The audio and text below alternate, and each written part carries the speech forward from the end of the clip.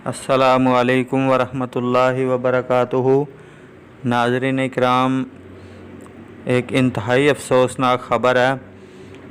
हमारे बड़े ही प्यारे दोस्त और बड़े प्यारे भाई और ख़ुसूसी तौर पे उनका ताल्लुक़ चाहे वो और जमात से था, अहले हदीस ही थे, लेकिन वो शुहदाए अहले हदीस से बड़ी मोहब्बत करते थे।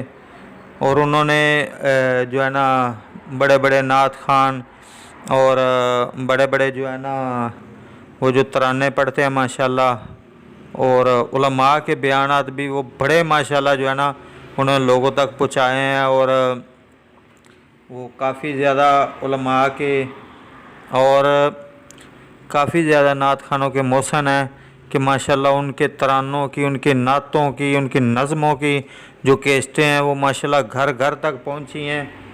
मेरी मुराद शेख महमूद अहमद साहब, जो कि भाटी चौक में उनकी दुकान थी, दारुल हुदा के नाम से उन्होंने शुरू किया था। और माशाल्लाह थोड़े ही अरसे में वो माशाल्लाह छा गए और उन्होंने माशाल्लाह दीन का काम दिन रात किया। अल्लाह पाक उनके दर्जात बुलंद फरमाए। मैं जब भी जाता था उनके पास तो अल्हम्दुलिल्लाह बड़ी मोहब्बत करते थे। मुझे कहते थे यज़दानी यार तू है, यज़दानी शहीद रहमतुल्लाह अलैह दियाँ, अलामा शहीद रहमतुल्लाह अलैह दियाँ वीडियो केस्टा मेरे को पईयां ने, ए लै जा चंगा रहेंदा कल नूं। लेकिन उस वक्त मुझे मतलब कि इस तरह का शौक़ नहीं था, मैंने चैनल नहीं था बनाया हुआ।